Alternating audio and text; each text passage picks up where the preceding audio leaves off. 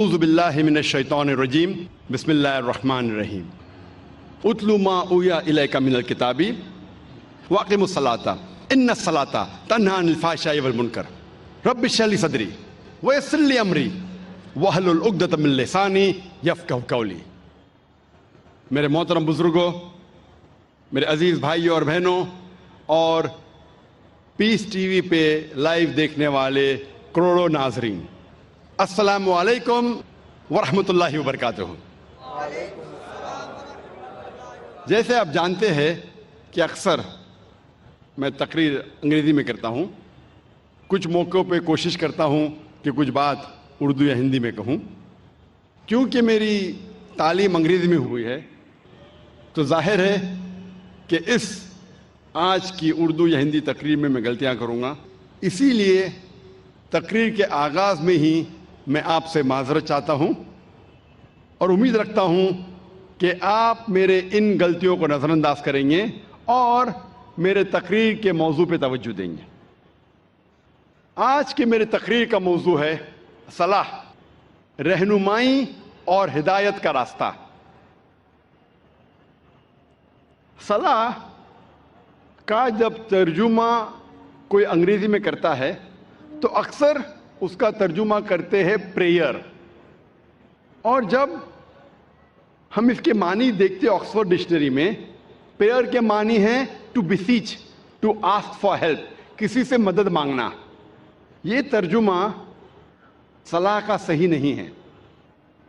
جو ہم صلاح کے بعد دعا مانگتے ہیں، the supplication we do، اس کے معنی ہے مدد مانگنا، کیونکہ صلاح میں ہم اللہ سے مدد مانگنے کے علاوہ ہم اس کی تعریف بھی کرتے ہیں، ہم اس کا شکریہ ادا بھی کرتے ہیں اور اللہ سے ہدایت بھی پاتے ہیں۔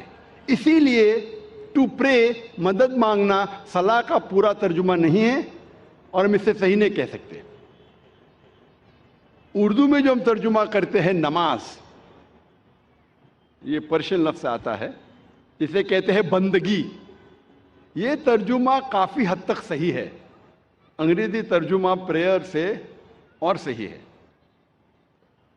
اور انگریزی میں صلاح کو پسند کرتا ہوں کہنے کے لیے پروگرامنگ، یا عام زبان میں کہیں گے برین واشنگ، دماغ کی صفائی کرنا۔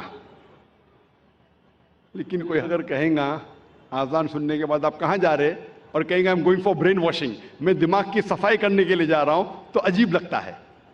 تو کہ انگریزی میں کہیں گا کہ میں پریئر کے لیے جا رہا ہوں، مجھے کوئی حرج نہیں ہے، لیکن یہ کہنا چاہتا ہوں پریئر جو انگریزی لفظ ہے وہ صلاح کا صحیح ترجمہ نہیں ہے۔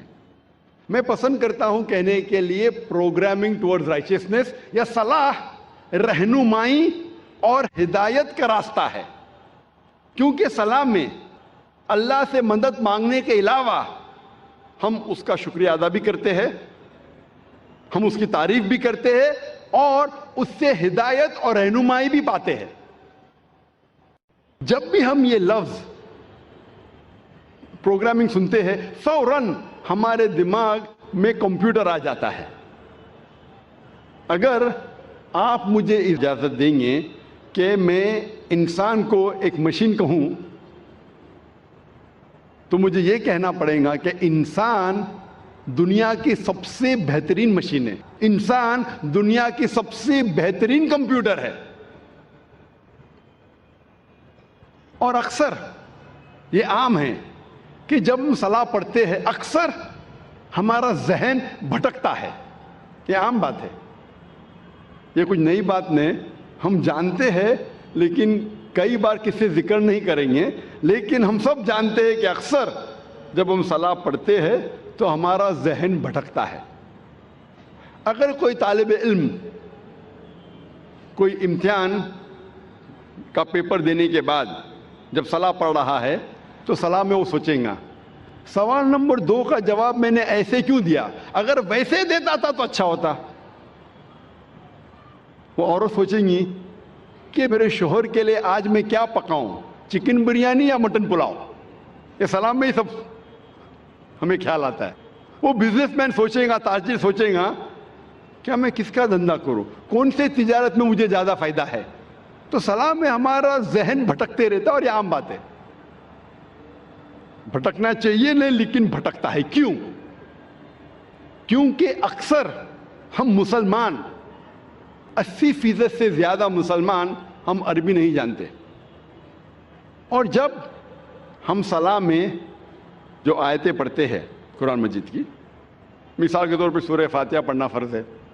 ہم جب سورہ فاتحہ پڑھتے ہیں ہمیں سورہ فاتحہ اتنے اچھی طریقے سے یاد ہے کہ اگر نیند میں سے ہمیں کوئی اٹھائیں گا 2 بجے رات کو اور کہیں گا سورہ فاتحہ پڑھو, تو ہم 100 میل کی رفتار پہ پڑھ سکیں گے. الحمد للہ العالمین مالک یوم الدین, کیونکہ ہمیں سورہ فاتحہ بہت اچھی طریقے سے یاد ہے.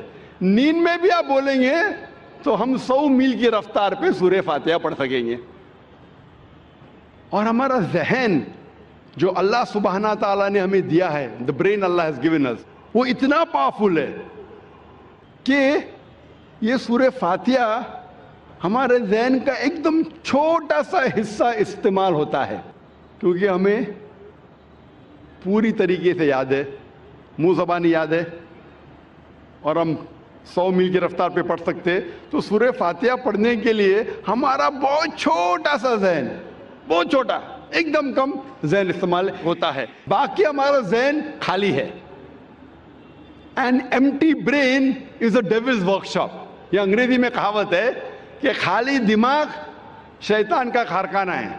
خالی دماغ شیطان کی فیکٹری ہے. اور سائنٹیفکلی ہمارا دماغ خالی کبھی رہ ہی نہیں سکتا.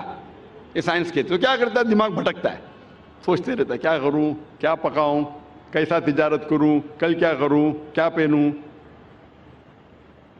تو ذہن کو بھٹکنے سے روکنے کے لیے سب سے بہترین طریقہ ہے کہ اگر ہم عربی زبان نہیں جانتے تو جو ہم عربی آیتیں پڑھ رہے ہیں اس کے ساتھ ساتھ اس کا ترجمہ بھی دہرائیے.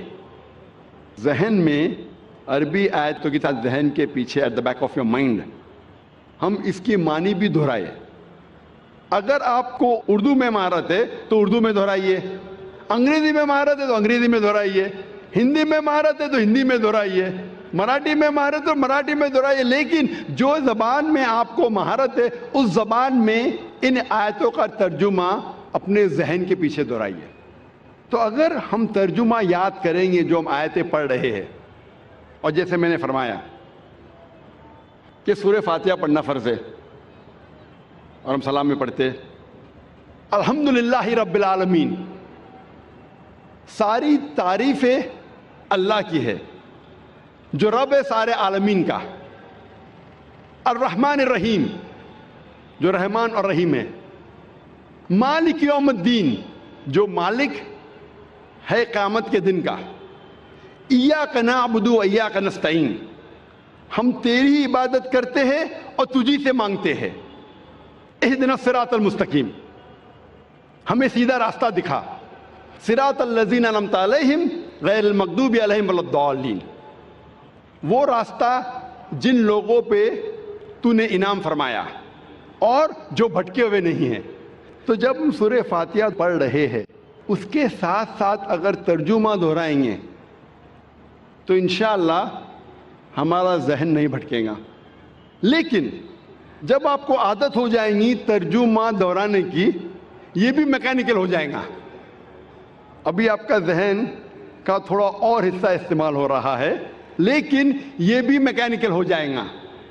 آپ سورہ فاتحہ کے ساتھ ساتھ اس کا ترجمہ بھی 100 میل نہیں تو کم از کم 90 میل کی رفتار پہ دہرا سکیں گے.